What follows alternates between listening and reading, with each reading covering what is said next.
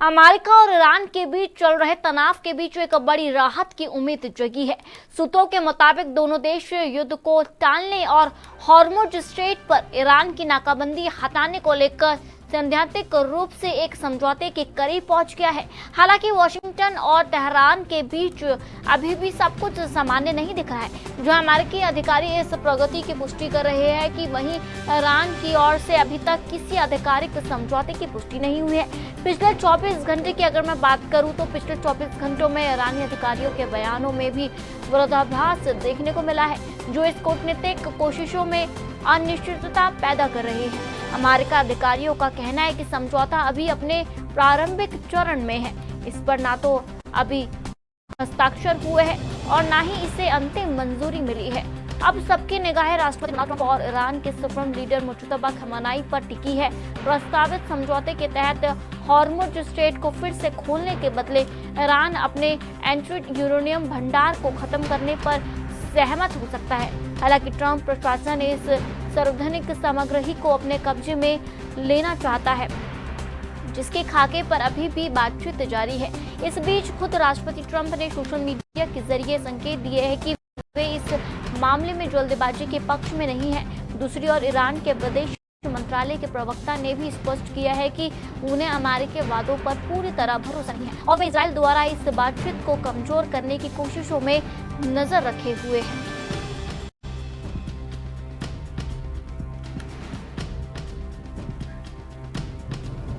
America और Iran के बीच चल रहे तनाव के बीच एक बड़ी राहत की उम्मीद जगी है। सूत्रों के मुताबिक दोनों देश युद्ध को टालने और हॉर्मुज स्ट्रेट पर ईरान की नाकाबंदी हटाने के लेकर सैद्धांतिक रूप से एक समझौते के करीब पहुंच गए हैं। हालांकि वॉशिंगटन और तेहरान के बीच अभी भी सब कुछ सामान्य नहीं दिख रहा है। जहां अमेरिकी अधिकारी इस प्रगति की पुष्टि कर रहे हैं, वहीं ईरान की ओर से अभी तक कोई आधिकारिक समझौते की पुष्टि नहीं की गई है। पिछले 24 घंटे में ईरानी अधिकारियों के बयानों में भी विरोधाभास देखने को मिला है, जो इस कूटनीतिक कोशिशों में अनिश्चितता पैदा कर रहा है। अमेरिकी अधिकारियों का कहना है कि समझौता अभी अपने प्रारंभिक चरण पे है। इस पर ना तो अभी हस्ताक्षर हुए हैं, ना ही इसे अंतिम मंजूरी मिली है। आप सबकी निगाहें राष्ट्रपति डोनाल्ड ट्रंप और ईरान के सुप्रीम लीडर मुज्तबा खमेनी पर टिकी है। प्रस्तावित समझौते के तहत हॉर्मुज स्ट्रेट को फिर से खोलने के बदले ईरान अपने एंट्रिड यूरेनियम भंडार को खत्म करने पर सहमत हो सकता है। हालांकि ट्रंप प्रशासन इस सार्वजनिक सामग्री को अपने कब्जे में लेना चाहता है, जिसके खाके पर अभी बातचीत जारी है। इस बीच खुद राष्ट्रपति ट्रंप ने सोशल मीडिया के जरिए संकेत दिए हैं कि वे इस मामले में जल्दबाजी के पक्ष में नहीं हैं। दूसरी ओर ईरान के विदेश मंत्रालय के प्रवक्ता ने भी स्पष्ट किया है कि उन्हें अमेरिकी वादों पर पूरी तरह भरोसा नहीं है और वे इजराइल द्वारा इस बातचीत को कमजोर करने की कोशिशों पर नजर रखे हुए हैं।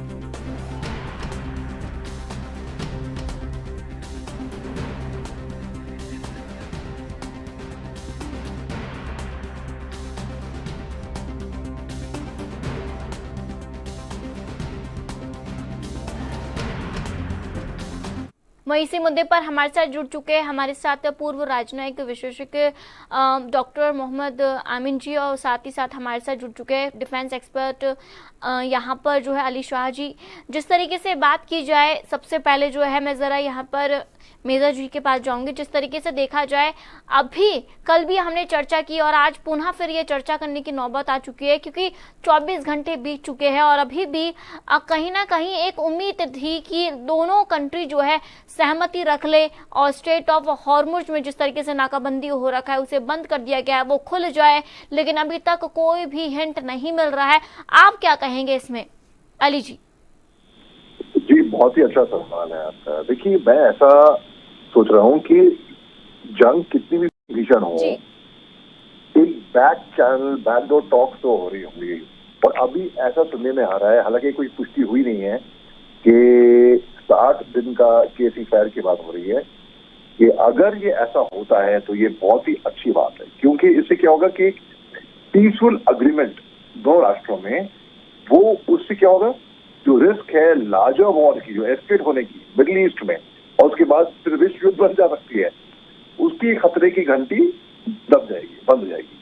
दूसरी बात है कि जो स्ट्रेट ऑफ हॉर्मुज है वो रीओपन हो जाएगा। उससे क्या होगा, काफी स्टेबिलिटी आएगी ग्लोबली, सप्लाई में और जो प्रेशर है फ्यूल प्राइसेस के ऊपर वर्ल्ड वाइड, वो भी कम हो जाएगा। और फिर अगर ईरान अग्री करता है, वो मानता है कि वो रिड्यूस करेगा या निकालेगा अपने एनरिच्ड यूरेनियम के स्टॉक पाइल्स, तो उससे क्या होगा, अंतर्राष्ट्रीय कम्युनिटी की जो दबाव की जो कंसर्न है न्यूक्लियर एस्केलेशन के, वो कम हो जाएंगे। फिर जो कमी है, ऑफिशियल कंफर्मेशन हुआ नहीं है अब तक कि ईरान क्रिएट कर रहा है अननेसेसरी डाउट्स कि वो अग्रीमेंट के होगा कि नहीं होगा, मगर उससे वो कंफर्मेशन हो जाए ईरान का। फिर जो कॉन्फ्लिक्टिंग स्टेटमेंट है ईरान के, ऑफिशियली सजेस्ट करते हैं कि एक इंटरनल पॉलिटिकल डिसएग्रीमेंट ना हो ईरान के साथ। अब कुछ लोग ऐसे हैं, कुछ एनालिस्ट हैं जो कह रहे हैं कि जो अमेरिका को अगर कंट्रोल दे दोगे एनरिच्ड यूरेनियम का, उससे ईरान की सोवरेनिटी कमजोर पड़ जाएगी। यानी कि अब अमेरिका, जैसे कि उसने पहले वेनेजुएला के साथ किया, फिर ईरान, क्यूबा, तो अमेरिका रुकने वाला तो है नहीं। अमेरिका की ताकत और बढ़ेगी, सोचेगा कि हम किसी के साथ कुछ भी कर सकते हैं। ईरान जो खड़ा हुआ था अमेरिका के दबाव, हेलो जी, अमेरिका जो खड़ा हुआ था अमेरिका की ईरान जो खड़ा हुआ था अमेरिका के दबाव पे, वो कम हो जाएगा। फिर जो डिले है अप्रूवल की, जो दो लीडर जो हैं वो नेगोशिएशन के ऊपर बात होगी, वो एक बार उस पे साइन हो जाए डोनाल्ड ट्रंप साहब का और दूसरे बार खोमेनी का अग्रीमेंट के ऊपर, तभी इसकी कुछ पुष्टि हो सकती है। और जो सपोर्टर्स जो हैं डील के, वो आर्ग्यू करते हैं कि डिप्लोमेसी ज्यादा इफेक्टिव है, लेस डिस्ट्रक्टिव है सैंक्शंस के ऊपर, कि वॉर के टाइम पे सैंक्शन लगाते हैं अमेरिका ना, जैसे ईरान के ऊपर वैसे ही सैंक्शन लगे हुए हैं।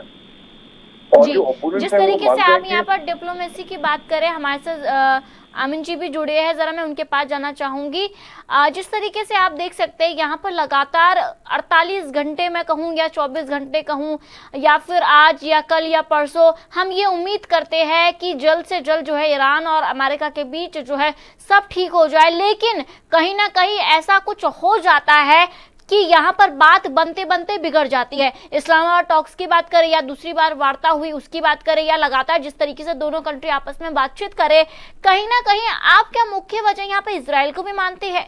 क्योंकि इजराइल तो देखिए अब चुप हो चुका है, लेकिन अभी भी दावा किया जा रहा है कि इजराइल भी बड़ा कुछ कर सकता है यहाँ पर। देखिए सोनू जी, जहाँ तक सवाल है अमेरिका का, तो अमेरिका ने पहले भी नहीं चाहा था कि लड़ाई लड़ी जाए। इसको जबरदस्ती अगर इन्वॉल्व किया गया तो उसका नाम था इजराइल। और अब नेतन्याहू साहब ने जो अपना स्टेटमेंट दिया है कि हम 60 दिन के लिए जो है वार को रोक रहे हैं, सस्पेंड कर रहे हैं 60 डेज के लिए, 2 महीने के लिए। तो आपको मैं ये बहुत बताना चाहूँगा, याद होगा आपको कि यहाँ पर नेतन्याहू के काफ़ी विरोध है इजराइल के अंदर, और जिसकी वजह से वो पोस्ट छोड़ना नहीं चाह रहे हैं प्राइम मिनिस्टर की, और वहाँ पर इलेक्शन के लिए दबाव है। मुझे लगता है कि 1-2 महीने के अंदर वहाँ पर चुनाव हो जाएंगे और ये नेतन्याहू हार जाएंगे। तो जो इजराइल का दबाव नेतन्याहू बना सकते हैं अमेरिका के ऊपर, वो नहीं बनेगा, और ये जो लड़ाई है उससे अमेरिका पीछे हट जाएगा। जो चाहता है अमेरिका कि अब इस वार से मैं पीछे निकलूं, क्यों? तो इसका काफ़ी लॉस हो चुका है $1 ट्रिलियन का, और उसके बावजूद उसके पार्लियामेंट के जो डेमोक्रेट मेंबर्स हैं, रिपब्लिकन हैं, दोनों ही खिलाफ हो रहे हैं, उनकी अपनी पार्टी के भी, ट्रम्प के और विरोधी भी। अब इसकी स्थिति बहुत ही असमंजस बन चुकी है, क्योंकि वहाँ का रूल जो है उसमें भी कहा गया है पार्लियामेंट के थ्रू कि ये जो है पास करना होगा, अप्रूवल लेनी होगी लड़ाई के लिए, और अब ईरान से लड़ाई बंद करनी होगी। ये उनके पार्लियामेंट पास हो चुका है। यही यहाँ तक सवाल है हरमुज स्टेट खोलने का। हरमुज स्टेट खोलेगा, ईरान खोलना चाहता है और खोल भी देगा, लेकिन उसने साफ कहा है, उसने भी अपनी पार्लियामेंट में पास किया है कि हम जो हैं, जो यहाँ पर हमारे जहाज मित्र देश के जाएंगे उनको हम जाने देंगे जब तक कि हमारे ऊपर सैंक्शन न किए हैं। हम दूसरे शत्रु देशों को नहीं जाने देंगे, लेकिन शर्त यह है कि हम उनसे अपना टैक्स वसूलेंगे। क्योंकि क्या है कि इनका जो लड़ाई में घाटा हुआ है और काफी नुकसान हुआ है अरबों डॉलर का जो तरबाह किया है अमेरिका ने, उससे ईरान कुछ राहत महसूस कर सकेगा। आप समझिए इस बात को। और मैं समझता हूँ ये जो वार है ये वार अब होगी नहीं, ये वार टल चुकी है। धीरे धीरे अपने पीछे पैर हटा रहे हैं वो ट्रम्प साहब, और कई बहाने लेते हैं। मैंने पहले भी कहा था, आपको याद होगा कि हमेशा उन्होंने यही कहा इस बात को लेके कि हम ये कर देंगे वो कर देंगे, लेकिन मैंने आपको हमेशा यही कहा कि ऐसा कुछ नहीं करेंगे और ये वार नहीं हो पाएगी, क्योंकि बहुत तैयारी के साथ है, जिसका नाम है ईरान। ईरान के पीछे जो आप देखिए ना, उसकी स्ट्रेटजी, डिप्लोमेसी, जिसके साथ 3 कंट्री है और बहुत ही नामी गिरामी कंट्री, वर्ल्ड की ताकत है, जिसमें चाइना है, रशिया है और कोरिया भी है, जिसने की अपनी मिसाइलें सीधे तान रखी हैं अमेरिका के ऊपर। तो ये बहुत बड़ी बात है। तो इसलिए अब अमेरिका नहीं चाहेगा कि जंग हो, और पीछे धीरे धीरे करके अभी रखा था कि इतने हफ्ते के लिए, और उसके बाद रख दिया 6 हफ्ते, यानी 2 महीने के लिए। एक अच्छा टाइम पीरियड है और मैं समझता हूँ पीछे बैकअप हो जाएगा मामला। जी, जरा यहाँ पर मैं मेजर जी के पास जाऊंगी। मेजर जी, जिस तरीके से आज आपने एक खबर सुनी होगी, और मैं उम्मीद करती हूँ कि आप भी उतने ही टूटे होंगे जिस तरीके से मिडिल क्लास वाले आज टूटे हुए नजर आ रहे हैं। मैं बात करी पेट्रोल डीजल के जिस तरीके से दाम को बढ़ा दिया गया है, बार बार ये कहा जा रहा है कि मिडिल ईस्ट में जिस तरीके से तनाव है उसकी वजह से क्राइसिस हो चुका है, और लगातार चौथी बार, मैं यूँ कहूँ ये 12 दिन में चौथी बार जो है प्राइसेस इंक्रीज किया गया है। आपको क्या लगता है आने वाले समय में, अगर मैं सिंपल से एक सवाल करना चाहूंगी कि मिडिल ईस्ट का तनाव आपको लगता है इस कदर से इतना ज्यादा यहाँ पर इम्पैक्ट पड़ सकता है भारत में? जी, बहुत ही इंटेलिजेंट सवाल है आपका। जी हाँ, ये इम्पैक्ट कर सकता है अगर इस पे हम नजर ना रखें तो। बल्कि कहीं पे दुनिया के किसी भी कोने में कुछ भी हो रहा हो, कुछ भी तनाव हो रहा हो, वो घूम फिर के कहीं पे भी दुनिया के किसी भी कोने पे इम्पैक्ट कर सकता है, अगर उस देश के कूटनीतिक संबंध, डिप्लोमेटिक रिलेशन अच्छे ना हो तो, फुली वो प्लानिंग ना करे तो। अगर थोड़ा और 10 मील दूर देखकर हम चलें तो इम्पैक्ट नहीं करेगा, लेकिन अगर वो फोरसाइट नहीं रही तो बिल्कुल इम्पैक्ट कर सकता है। जी, मैं आप दोनों का धन्यवाद करती हूँ हमारे से जुड़ने के लिए।